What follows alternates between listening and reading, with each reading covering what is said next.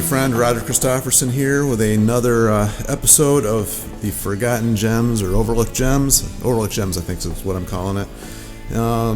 This one is a little bit different. It's one going back quite a few years, as they all are. I believe this was 92, it looks like. It's by the band called The Brave.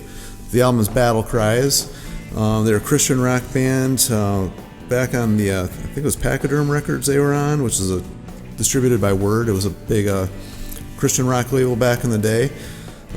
This band probably falls into kind of like the hair metal category, although they sounded a little bit more like, to me, like Journey or like Toto or one of those types of bands, Night Ranger, somewhere in those lines. Like really heavy guitars with really catchy vocals. The singer on this album, his name is James Salters. It's the only album he sang on, although The Brave has several other albums out after this. This was her debut. Produced by John and Dino Elefante. They produced a ton of this stuff back in the day, and I don't know if they helped write any of this stuff here. I'm kind of cheating looking at the credits because I couldn't remember on this one. Written and arranged by the Brave, except there's a couple there. Yeah, it looks like they have some outside writers. John and Dino are on a couple, so yeah, I was right. Anyway, I don't know if anybody remembers John Elefante singing for Kansas back in the day, but he just came out with a new album this past year too, which was pretty killer. Maybe we should do a review on that one, but anyway, back to this one. James Salters, he actually left the band after this. There was another band he joined, I think it was called Faith Nation, several years afterwards. Anyway, it's the only other thing I know personally that he's done, but this album he sang great on.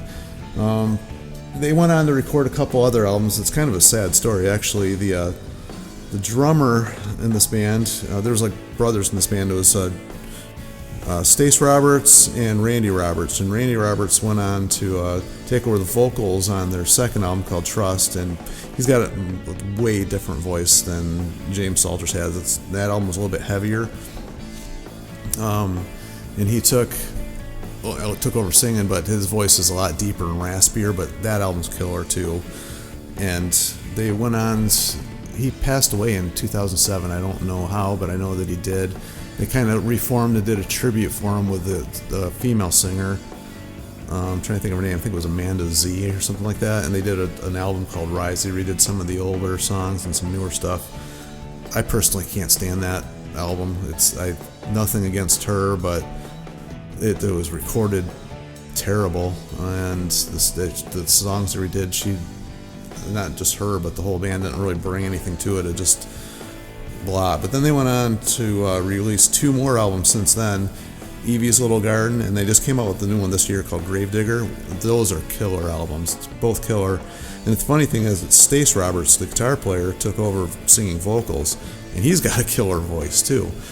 He's somewhere in between the two. He's like in between James and his brother Randy. He's got a little bit of the raspiness, but he's got a little bit higher range. And I don't know, just you got to check this band out if you've never heard of these guys. They're worth a listen. Running through some of the songs here I'm looking at, All Together Now is a great song. It kicks off the album. There's The Waiting, which is good. If That Ain't Love, killer song. Running All My Life is kind of like a mid-tempo type song. Great vocal melody on that one. All the playing on this is really good. It's produced really well. I mean, John and Dino, they have that really tight 80s sounding feel, but they were a little bit better than some of the other producers that were doing Christian music back at the time. I always thought that a lot of these Christian bands got the short end of the stick with their production. It was a little bit too neutral. It just didn't have a whole lot of feeling to it, and seemed like a lot of high end, not a whole lot of low end to it. This one does suffer a little bit from that. There's not a whole lot of low end, but that's the way a lot of things were produced back in the day. Although these guys did a little bit better than the other ones on the other labels. Tears of a Broken Heart's good. Little Love's great. Big World, Ride with the Rhythm was a single on that one. Actually, it's funny. It's almost the second to last song on here, and that was like the big single. That was a really good song. It's heavy with a really good, catchy vocal part to it. The last song on this album is called Just a Man. It's a piano ballad, but let me tell you, I love that song. It just every time I hear it, it gives me chills. It's a great song. So I really can't say enough good about this band. I still listen to this CD. Well, actually, I have it on cassette. I've never gotten it on CD. I don't even know if it's on print on CD. I've never actually looked. I should probably check that out. But it's a great album either way. Worth checking out. That's what this series is all about. Just recommending stuff that's worth checking out. So if you like that style of music. And they're not really super preachy in it either. So if you're not into Christian music, you're not going to bombard you with, stuff. It's just a good message. Although, they do talk about God and Jesus in the songs. It's a Christian band.